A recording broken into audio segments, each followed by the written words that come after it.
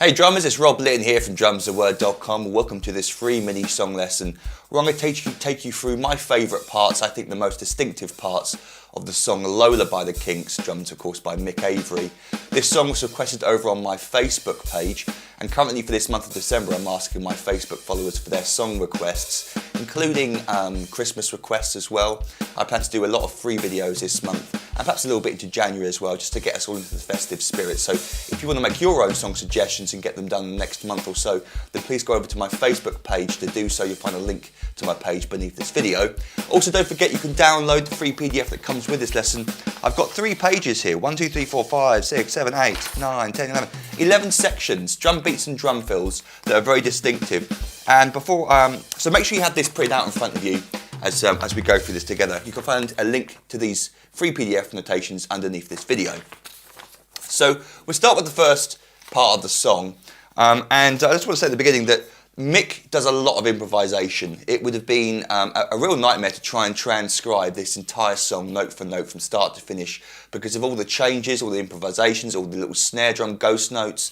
Every bar is kind of different, and also the hi-hat. He uses his hi-hat so much, opening, closing, ever so slightly subtle openings, more obvious openings. That hi-hat is doing a lot of work, and so makes, as we'll see in later examples in this lesson, makes reading this stuff rather tricky, when really this is supposed to be the icing on the cake.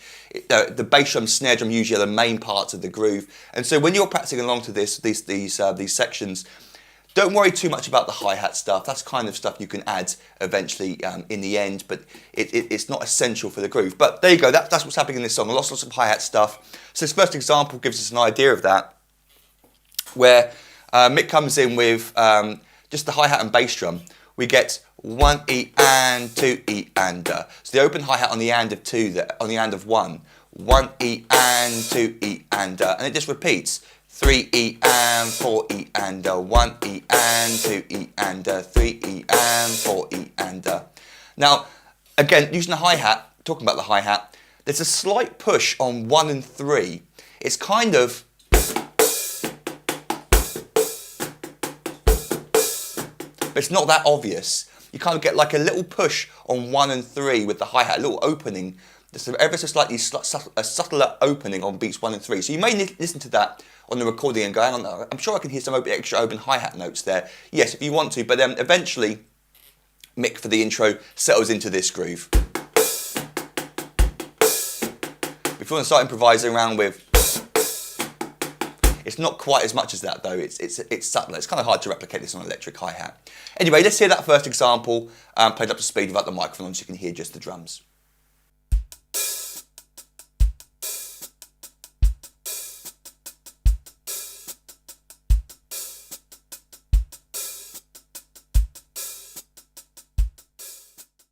So the song builds up, and at 19 seconds Mick comes in with the snare drum. We're still maintaining that open hi-hat on the and of 1 and the and of 3 though, but we've got this pattern underneath, bass drum and snare drum, 1 E and 2 E and 3 E and 4 E and 1. We get 3 and 1 on the bass drum. 1 E and 2 E and 3 E and 4 E and 1 E and 2 E and 3 E and 4 E and 1.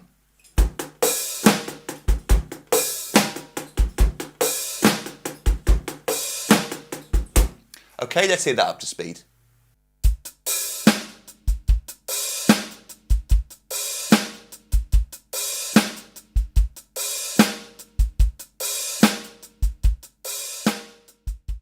Then at 33 seconds we get this distinctive drum fill that goes with the rest of the band. Da da da da da da da da da.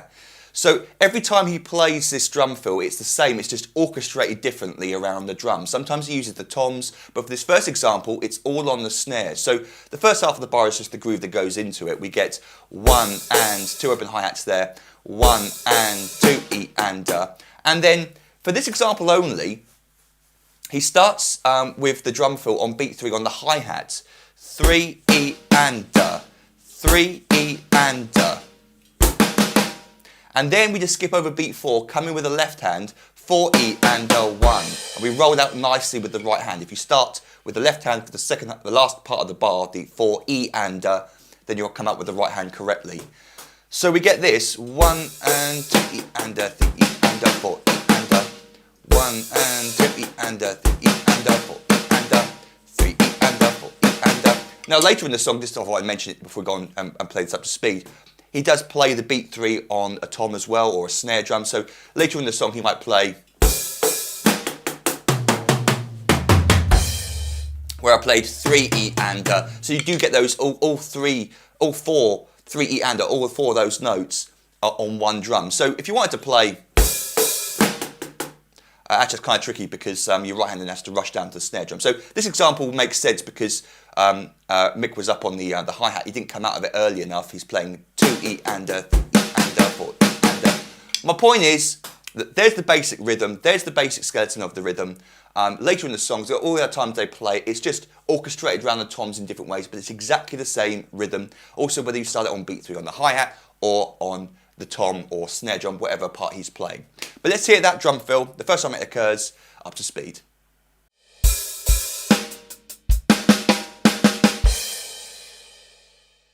So I wanted to give you a good idea of what Mick is playing in the verses as well, and just to show you how much improvisation is going on. I've taken the first 2 bars that occur at 36 seconds into the song as a good example, straight away, just all the improvisation he's doing. The open hi-hat stuff I talked about earlier on, the extra bass drum notes, the snare drum notes. So these first few bars are just packed with notes here and give you a good idea of what he's sort of playing on average throughout the song.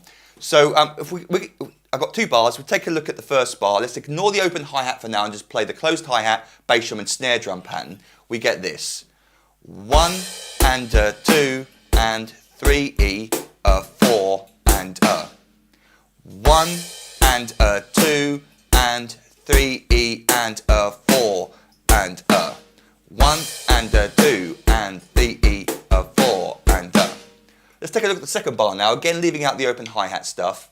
We get 1 and a 2 and a 3 and a 3 and then and a 4 E and a. It could be floor tom and a 4 E and a. It doesn't matter what tom you use. I think it might be his higher tom.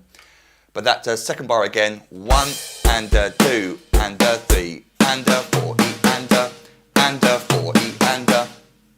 Now let's play 2 bars together.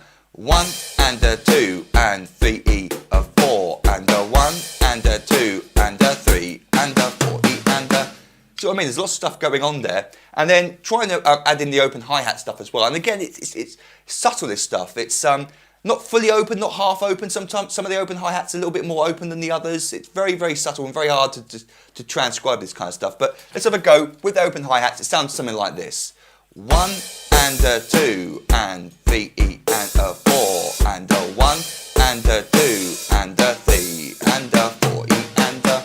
Lots of opening and closing there in weird places.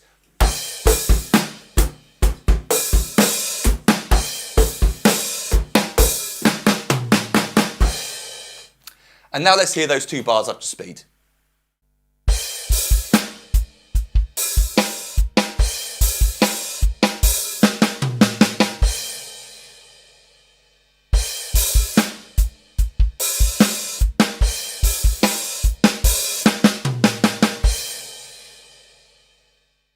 So I want to give you another example of the sort of grooves he's playing in the verses. This might be the chorus, I can't remember which part it is, but it goes at 43 seconds. And we get this spatial pattern. This is a little bit not as crazy with the hi-hats, although there are a couple of open hi-hats I heard in the second half of this. But we've got 4 bars here. Let's take it through the first bar. 1 and a 2 and 3 and a 4 and 1 and a 2 and 3 and a 4 and.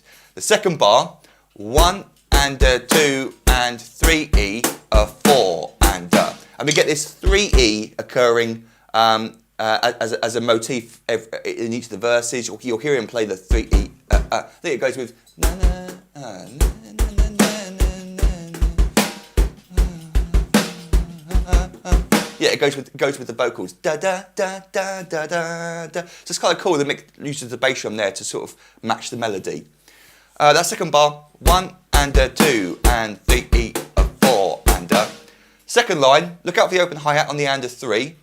1 and a 2 and 3 E and a 4 and. 1 and a 2 and 3 E and a 4 and. Then the last bar, again, look out for the open hi-hats on 3, the and then 4. It closes on the and beat 4. 1 and a 2 and a 3 and a 4 E and a. Let's do that slowly. Let's leave out the open hi-hats for now. There's a lot of stuff going on there. 1 and a 2 and a 3 and a 4 E and a. It's a little bit there, with a bit weird at the end. And a 4 and a 4 E and a. So with the open hi-hat, 1 and a 2 and a 3 and a 4 E and a. 1 and a 2 and a 3 and a 4 E and a. And now let's hear all 4 of those bars together up to speed.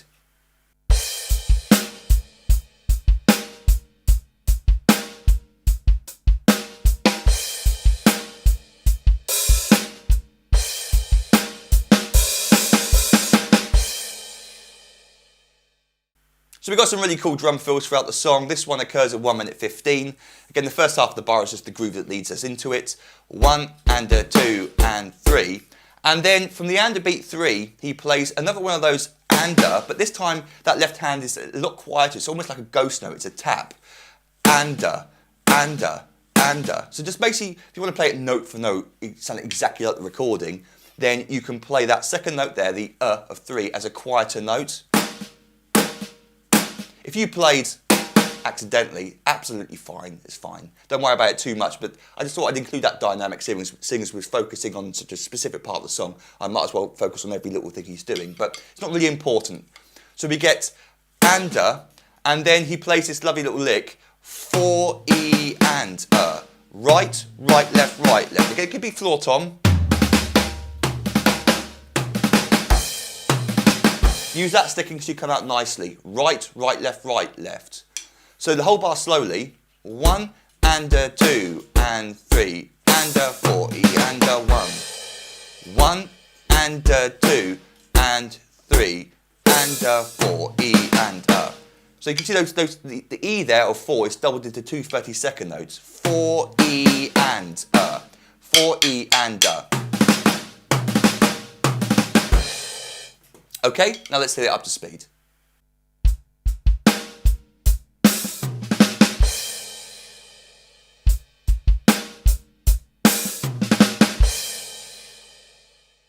So another drum fill that occurs, by the way, that previous drum fill is used a few times towards the end of the song. You'll hear it played at least one other time.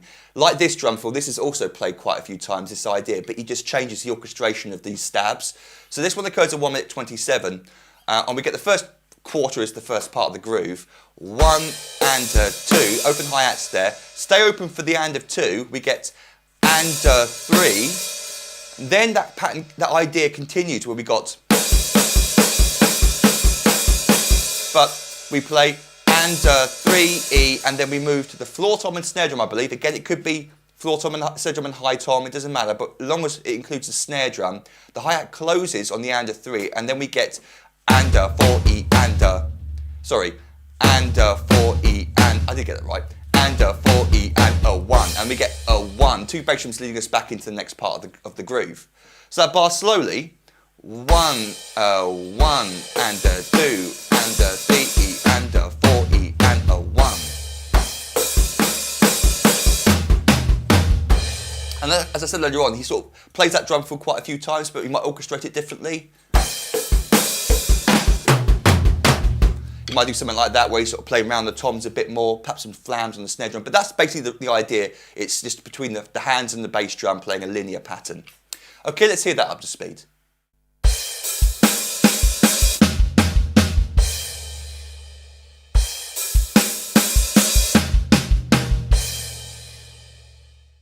So then we get our little middle 8 that occurs at 2 minutes 01,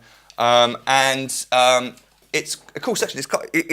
Mick has the drums follow the vocals. Da, da, da, da, da. You can tell why I'm a drummer, not a singer. So we get this pattern for the first half, which follows that melody. 1 and the hi-hat's closed. 1 and 2 E and. 1 and 2 E and. Da, da, da.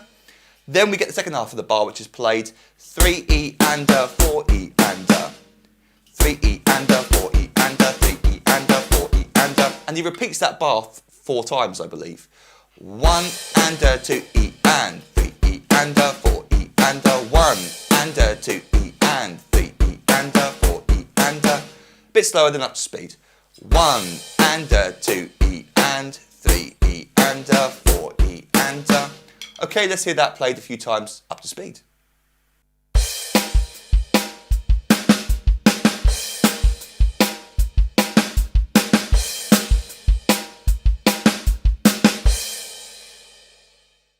Okay, page 3 of the notation occurs at 2 minutes 17. He sort of settles into the intro, a drum beat similar to the one at the beginning of the song. Very, very simple. We're just playing 1 E and a 2 E and a 3 E and a 4 E and a 1. The first half of the bar is the same as the second.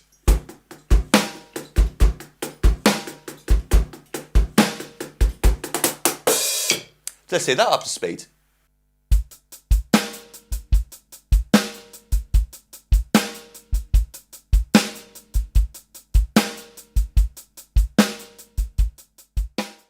Then near the end of the song, at 3 minutes 29, Mick sort of throws in some drum fills using examples that we've already covered, but also these two bars here have two different drum fills, so I thought it would be fun to look at them. So the first bar, 1 and a 2 and a 3. And at this point of the song, it's really hard to hear exactly what the bass drum is doing. I find that really hard to listen to sort of hear what he's doing. So I might have the bass drum ever so slightly wrong for this bit.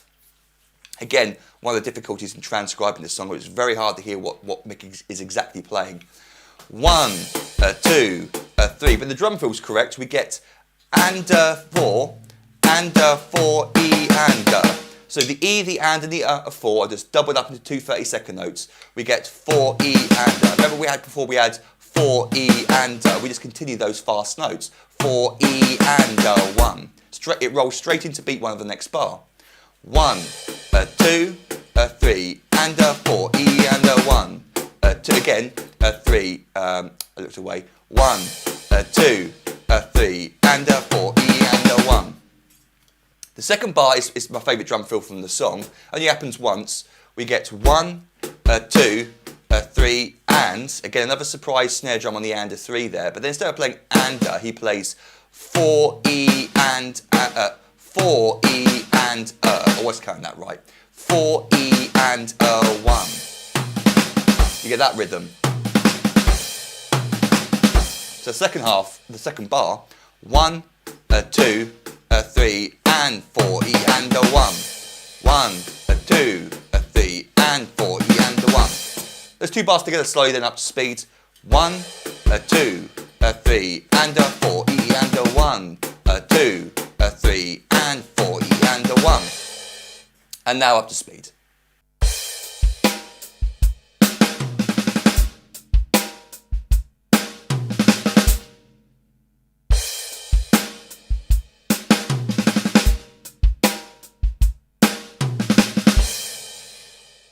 And then finally, just before the song completely fades out, there's one last drum fill which I thought was really cool that occurs at 3 minutes 52, and we get the first part of the bar, 1, 2. So you can hear Mick sort of earlier in the song he was playing more.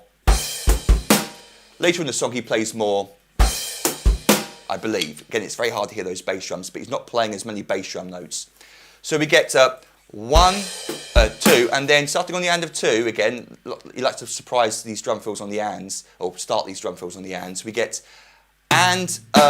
It's exactly the same as we had that, but we get, it just continues through beat 3. And 3 E and 4 E and 2 on one tom, 2 on the lowest tom. 1, 2, and 3 E and 4 E and again, if you're used to sticking right, left, then you'll come out with the right hand correctly. 1, 2, and 3 E and 4 E and 1. Okay, up to speed.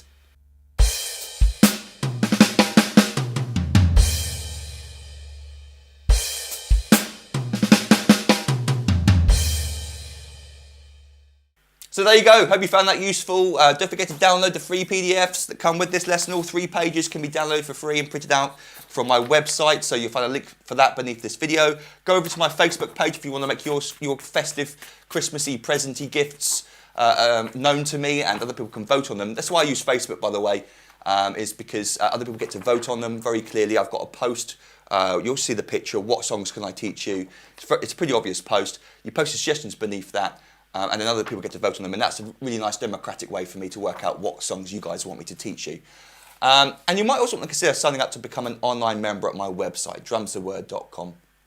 And what I currently offer for $97 is a full year's online access to every single full video song lesson I've ever recorded. Unlike this lesson where I just taught you the main parts, in my full song lessons I teach you every single bar from start to finish. You get the fully transcribed PDF drum chart teaching you every single note of the song. And I've got over 400 famous and popular songs on the website already, including at least one other Kinks song. I forget what it is, but it's their biggest hit. And I'm sure there'll be more Kinks in the future. So over 400 full video song lessons which you can watch and teach your favourite songs. As a thank you for signing up, I give you access to hundreds more videos teaching you many, many famous drum beats, fills and solos. I give you access to 3 ebooks I've written over the years containing hundreds more famous drum beats, fills and even drum solos. And then over the year of your subscription, you also gain instant online access to all the new material that I upload for my members. And I record every week unless I'm ill or on holiday, so you've got lots of cool stuff to look forward to over the year of your subscription. But if you've got any questions about any of that, feel free to email me, rob@drumstheword.com. And until our next time, that's it. Zool pip and happy drumming to you.